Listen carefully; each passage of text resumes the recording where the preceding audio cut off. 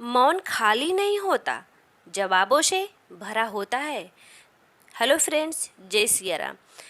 जो स्टोरी मैं आप लोगों के साथ शेयर करने जा रही हूँ, उससे आपको कुछ मिले या ना मिले, पर ज्ञान तो जरूर प्राप्त होगा। तो फिर चलिए आगे बढ़ते हैं और करते हैं स्टार्ट। एक समय की बात है, किसी गांव में एक साधु रहता था। वह भगवान का बहुत बड़ा भक्त था और निरंतर एक पेड़ के नीचे बैठकर तपस्या किया करता था। उसका भगवान पर अटूट विश्वास था और गांव वाले उसकी बहुत इज्जत भी किया करते थे। एक बार गांव में भीषण बाढ़ आ गई। चारों तरफ पानी ही पानी दिखाई देने लगा। सभी लोग अपनी जान बचाने के लिए ऊंचे स्थानों की तरफ बढ़ने लगे।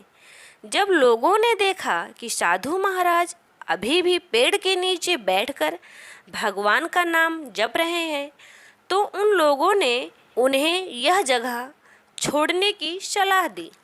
साधु ने कहा, तुम लोग अपनी जान बचाओ, मुझे तो मेरा भगवान ही बचाएगा।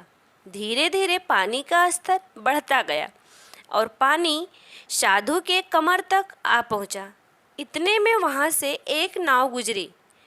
मल्लाह ने कहा, हे साधु महाराज, आप इस नाव पर सवार हो जाइए, मैं आपको सुरक्षित स्थान तक पहुंचा दूंगा। नहीं, मुझे तुम्हारी मदद नहीं चाहिए, मुझे तो मेरा भगवान ही बचाएगा, साधु ने उत्तर दिया। नाव वाला वहां से चुपचाप चला गया। कुछ देर बाद बाढ़ और प्रचंड हो गई। साधु ने पेड़ पर चढ़ना उचित समझा और वहां बैठकर ईश्वर को याद करने लगा। तभी उन्हें अचानक गड़गड़ाहट की आवाज़ सुनाई दी। एक हेलीकॉप्टर उनकी मदद के लिए आ पहुंचा। बचाव दल ने एक रस्सी लटकाई और साधु को उसे जोर से पकड़ने का आग्रह किया, पर साधु फिर से बोला, मैं इसे नहीं पकड़ूंगा, मुझे तो मेरा भगवान ही बचाएगा। साधु के हठ के कारण बचाव दल साधु को लिए बगैर वहां से चले गए। कुछ ही देर में पेड़ बाढ़ की धारा में बह गया जिस पर वो साधु बैठा था और साधु की मृत्यु हो गई। मरने के बाद साधु महाराज स्वर्ग पहुँचे और भगवान से बोले कि हे प्रभु, मैंने आपकी पूरी लगन से आराधना की, तपस्या की, पर जब मैं पानी में डूब रहा था तब आप मुझे बचाने क्यों नहीं आए? ऐसा क्यों प्रभु?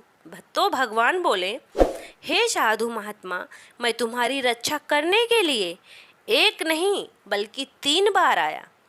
पहला ग्रामीण के रूप में, दूसरा नाव वाले के रूप में और तीसरा हेलीकॉप्टर बचाव दल के रूप में, किंतु तुम मेरे इन अवसरों को पहचान ही नहीं पाए।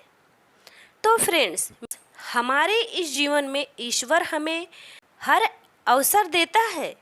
इन अवसरों की प्रकृति कुछ ऐसी होती है कि वे किसी की प्रतीक्षा नहीं करते हैं। वह एक दौड़ता हुआ घोड़े के समान होता है।